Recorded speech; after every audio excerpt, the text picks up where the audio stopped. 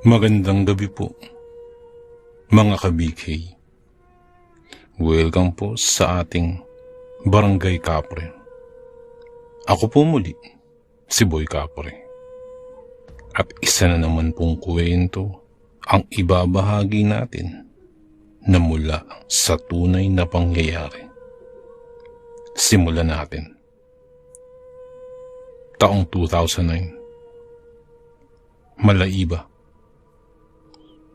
Ako si Johnny, 28 anyos, at isa akong construction worker.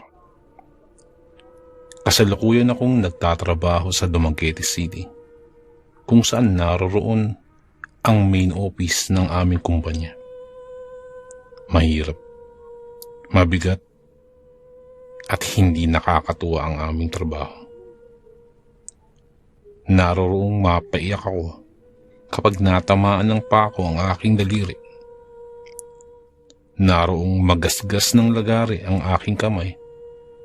O kung minsan, ay halos atakihin ako sa puso kapag pinili kong magpalakad-lakad sa matataas na gusaling wala pang sapat na sahig para lakaran. Wala naman akong magawa dahil nakakahiyamang aminin. Nagmula ako sa mahirap na pamilya. Ang aking mga magulang ay puro magbubukid. At ang aking dalawang kapatid ay nagsipag-asawa na sa murang edad. Bali ako ang bunso sa aming tatlo. Kada linggo ang uwi ko sa aming bahay. Alam kong pinagtatawanan ako ng aking mga kaedad. Higit pa raw kasi ako sa may asawa. Pero hinahayaan ko lang sila. Puro lang naman pagpapasarap ang kanilang ginagawa at minsan ay hindi nakatulong sa kanilang mga magulang. Ang sweldo ko ay hinahati ko para sa aking mga magulang at mga kapatid. Sama-sama sila sa iisang sakahan, kung kaya't hindi naman na ako nahihirapang hagilapin sila sa tuwing makakarating ako sa bahay. Maliban sa dala kong pera, ay may mga pasalubong din ako sa aking mga magulang, mga kapatid at mga pamangkin.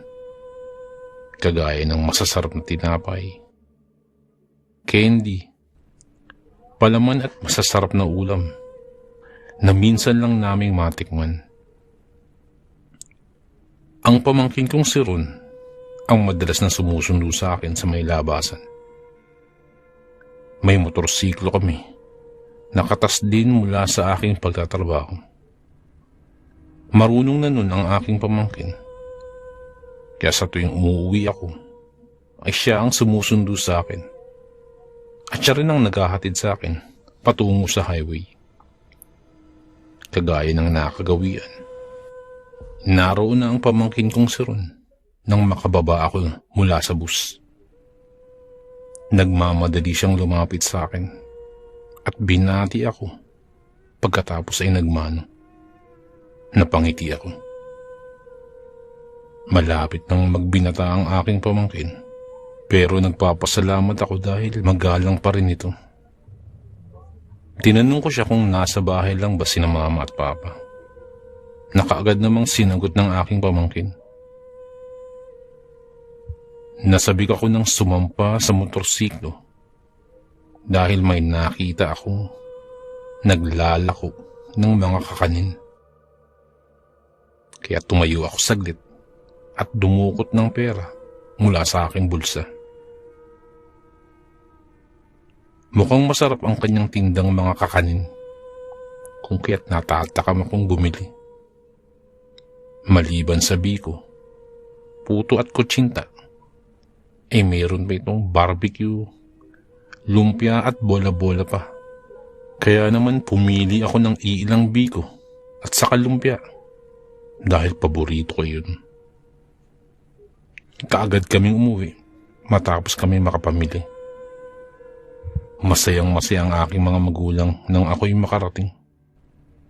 Maging si Papa ay sinasabi na magkakaroon na naman sila ng pambili ng abono para sa tanim naming mais na nasa sakahan.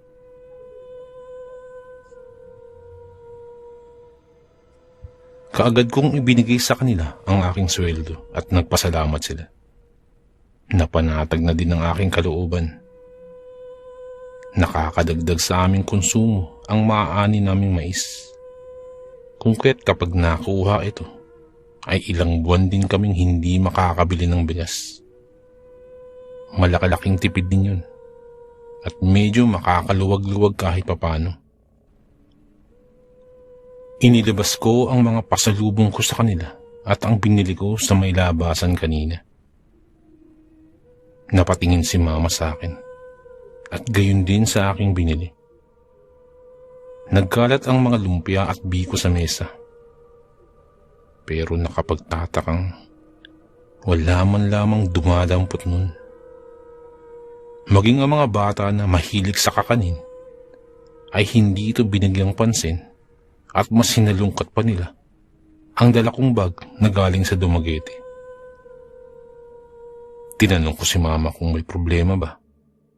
Kaya naman nakita akong hilaw niyang ngiti.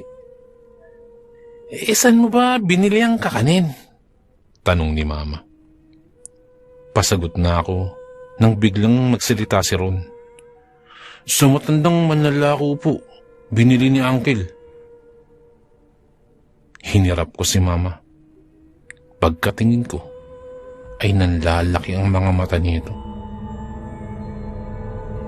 Usap-usapang aswang ang matandang nagtitinda ng mga kakanin. Kapag nakakain ng isang tao ng produkto na galing sa kanya, mawawalan sila ng katinuan at susundan ang ingay na mula sa huni ng aswang. Sabi pa ni Mama. Pagkadinig ko nun ay tumawa ako at tinitigan ang mga pagkain. Wala namang pinagkaiba ang mga yun. At nang langhapin ko nga, ay nakaramdam din ako ng pagkatakam din sa amoy na nagmumula sa lumpia at biko. Napailing ako at ngumisi kay Mama. Hindi ko na binigyang halaga ang nag-aalalang itsura ni Mama na parang pinagbabawalan akong kainin ang kakanin. Pero nanguya ko na ang kakanin bago pa man ako mapigilan ni Mama. Hindi ko may busi Mama at umalis sa aking harapan. Kasunod ay nagkulong sa kwarto. At dahil pagod din ako mula sa biyahe, nagtungo na lang din ako sa aking kwarto at hinayaan na si Mama. Baka inaantok lang din siya. Bumigat ang talukap ng aking mga mata at biglang nakaramdam ng matinding antok. Alam kong 2:00 pa lamang ng hapon nun at masyado pang maaga para matulog sa gabi. Pero hindi ko na napigilan ang aking mga mata para ipikit at tuluyang maglakbay sa mundo ng mga panaginip. Hindi ko na alam kung gaano katagal akong nakatulog. Basta ang alam ko ay naglalakad na ako sa madilim na putikan nang magising ako. Napatid ang aking paa ng isang malaking ugat ng kahoy. Kaya naibalik ako sa aking wisyo. Napuno ng sindak ang aking pagkatao nang mapalingon-lingon ako sa paligid. Nasaan ako? Anong lugar tong kinaroroonan ko? Napalunok ko at hintakot na umahon sa putikang aabot sa aking tuhod. Pamilyar sa akin ang lugar, pero hindi ko lang maalala ng malinaw kung saan nga ba ito. Ang alam ko lang may 2 bulto ng tao ang papalapit sa kinaroroonan ko. Tila may hawak itong mga sulok. Panay ang tawag nila sa aking pangalan. Hanggang sa makilala ko ang boses ng isa sa mga yun. Boses yun na ron, yung pamangkin ko. Nakaramdam ako ng ginhawa nang makita ang kanilang nag-aalalang mga mukha. Mabuti na lang, Uncle. At napansin kitang lumabas ng bahay kanina. Dahil dun nasundan kita nang wala kang kaalam-alam. At dahil dun nagkaroon ako ng pagkakataong masundan kita. Sabi pa ng pamangkin ko. Kanina pa daw nila ako tinatawag, pero hindi ko raw sila marinig.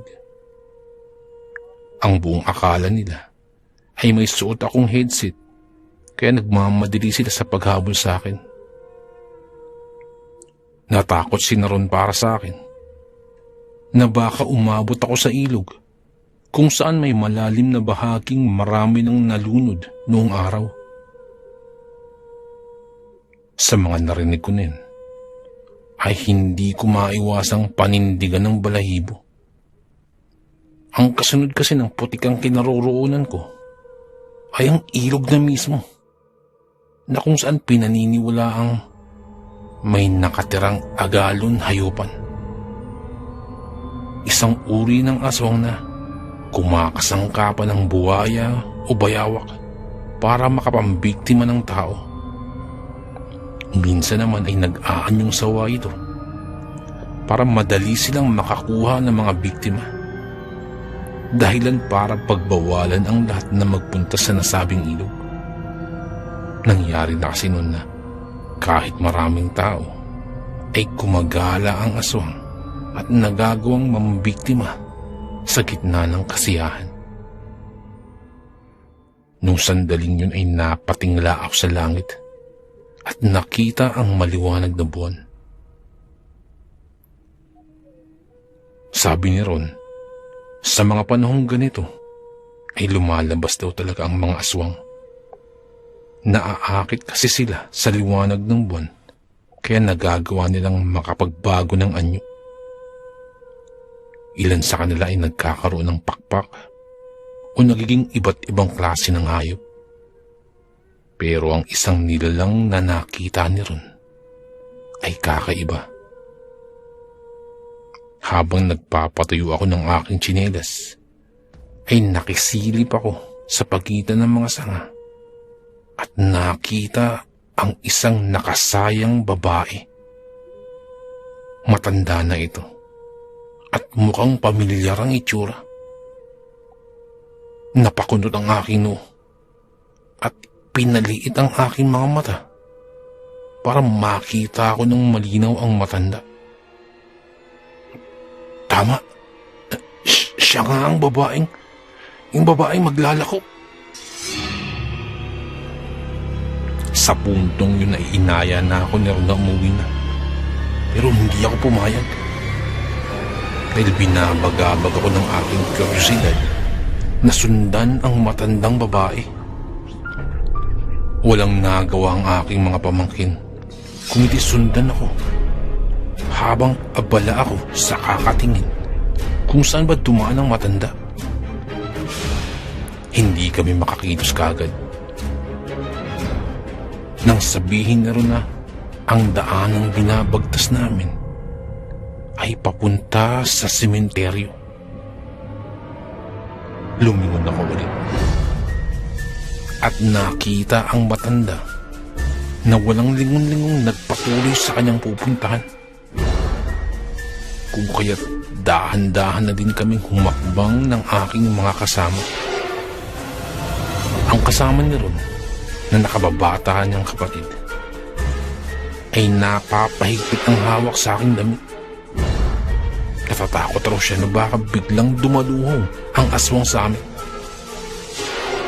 Paliwanag naman niya ay minsan na kasi silang sinalubong ng isang babaeng may pakpak at may pangil dun sa may sangang daan nang minsang ginabi din sila ng ulan. Hindi ko na alintana ang putik mula sa aking mga paa na kahit pinatuyo ko na kanina ay nabasa pa din dahil sa hamog. Basta't walang kakurap-kurap na sinundan ko lang ang matanda at kaagad nagtago sa isang musoleo nang huminto ang matanda sa may harapang nicho. Nagsimula na ang pagkukubkob ng matandang babae. Pakiramdam ko ay may kakaibang nilalang ang sumanib sa kanya. Nang hinahalukay niya ang lupang nakatabon sa kakalibing pa lamang nakabaong, sa tansya ko'y ngayong araw lang ito inilibing. Gumapang ang kilabot sa aking buong katawan nang makitang isang lumang plato ang ginagawang pangkudkob ng matanda sa lupa. Nakapagtatakang nagawa niyang hukayin at maiahon ang kabaong sa kabila ng katotohanang nag-iisa lamang siya. Nang mahila na niya palabas ang kabaong, ay walang kahirap-hirap na itong binuksan at hinila ang kung sino mang nakahimlay dito. Napatakip kami ng ilong nang umalingasaw ang amoy ng gamot, kasabay ng amoy ng patay na humalo sa hangin. Pinagmamasan ko lamang ito. At ang akala ko'y tititigan lang niya ang bangkay. Pero gayon na lamang ang panghihilakbot ko na. Nang iangat niya ang kanyang kanang kamay na may matutulis na kuko at tinagpas ang liig ng bangkay pababa sa tiyan. Napangiwi ako nang makitang nilantakan nito ang laman ng bangkay. Nagsalita naman si Rico. Siya ang pamangkin ko na kapatid ni Ron. Kuya, ang alam ko, may inilibing kanina. Pero hindi daw yun inimbasa mo. Isang mayamang lalaki. Yun yung inilibing dyan. Dahil nakakadiri ang trabaho na pinagkakaabalan ng matandang babae, ay pinayuko ko ang dalawa at ako na lamang ang nananatiling nakatingin sa kanya. Kitang-kita ng dalawa kong mga mata kung paano niya hinugot ang mga bituka, puso at atay ng bangkay mula sa loob ng katawan nito. Isinubo niya ang atay at nginuya na tila ba nun lang siya nakakain ng masarap na putahe. Sa bawat pagnguya nito ay naririnig ko pa ang animoy sarap niyang pagkain na nakakatakam. Sumama tuloy ang pakiramdam ko at biglang napayuko. Pakiwari ko ay sarili kong mga laman loob ang kanyang nilalantakan. Halos hindi na ako makahinga. Pero hindi ko naman magawang ilayo ang tingin ko sa kanya. Kung sana lang ay huminto na ang matanda sa kanyang ginagawa. Matapos niyang lantakan ang mga laman loob ng kawawang bangkay, ay kaagad niyang pinagpuputol-putol ang katawan at isinilid sa isang sako. Pinili niya lang ang malalaman na bahagi at tila iniwan ng ilang bahagi kagaya ng ulo, paa at mga kamay. Pagkatapos ay may inilagay ito sa kabaong at tinabunan ng lupa na parang walang anumang nangyari. Minabuti naming una siyang paalisin dahil ayaw kong malaman niya na sinusundan namin siya. Hindi ko pa nasasagot ang tungkol sa pagkakabangon ko habang natutulog at may iba na naman akong alalahanin. At ito ay ang tungkol sa babaeng manlalako na kinubkubang patay, kinain ang mga laman loob at muling pinagpuputol ang malamang bahagi ng bangkay saka isinilid sa sako. Ano kayang gagawin niya dun sa putol-putol na katawan? Sa isip-isip ko. At kagaya kanina, hindi pa din ako napilit ni Naro na umuwi dahil sinundan ko ang matanda. Wala silang nagawa kung hindi ang sumunod kung saan ako pupunta. Mabibilis ang aking mga hakbang habang walang kakurap-kurap na sinusundan ng tingin ang manlalako na nakapagtatakang Naglalakad lang din naman. Pero bakit ang bilis yata ng mga hakbang nito? Ilang saglit pa, nakita namin ang pumasok siya sa isang maliit na kubo. Kung kaya't minuestrahan ko ang dalawa kong kasama na huwag maingay. Nanlilimahid na ako sa putik. Pero hindi ako titigil hanggat hindi nawawala ang aking pagiging mausisa tungkol sa nasabing babae. Kabadong sinilip ko ang tagpi-tagping mga tabla sa bahaging iyon ng aking kubo. Napagtanto kong kusina pala yun. Dahil na rin sa naglalagablabang apoy sa lutuan na puno ng panggatong. At may mahabang mesa kung saan nilalapag ng matanda ang mga pira-pirasong katawang mula sa sako. Naging abala ito buong gabi. Habang tinatadad ng pino ang mga laman, halos mapanganga ako at maisip ang aking mga kinain mula sa kanyang tinda kanina. Nang makita ko ang pangunahing sangkap ng kanyang pinakamasarap na lumpia, ay ang dinurog na laman ng tao. Nakatingin ako ng taimtim sa ginagawa ng matanda. Nang bigla na lamang may marinig akong suminghap. Yung pamangkin ko. Nagimbal ako nang makitang ngumisi ang matanda. Kung kaya't nagmamadaling dinaluhan ko ang aking mga pamangkin at inaya na upang kumaripas ng takbo. Hindi ko naalintana kung saan kami dadaan.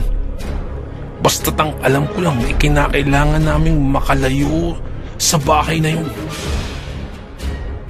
Todo takbo kami ng mga pamangkin ko hanggang sa makarating kami ng bahay. Ngayong nasaksihan namin ang kanyang nakagigimbal na gawain, ay ayoko nang bumili pa sa kanyang paninda. Aswang ang matandang manlalako at kumakain siya ng tao. Hindi lang yun.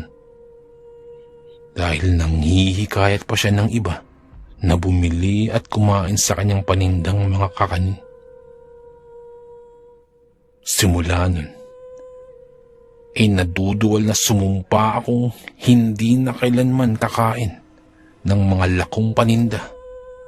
At magpahanggang ngayon, ay iniiwasan ko pa din ang bumili sa takot na makasalamuhan na naman ako ng aswang kagaya ng matandang maglalako.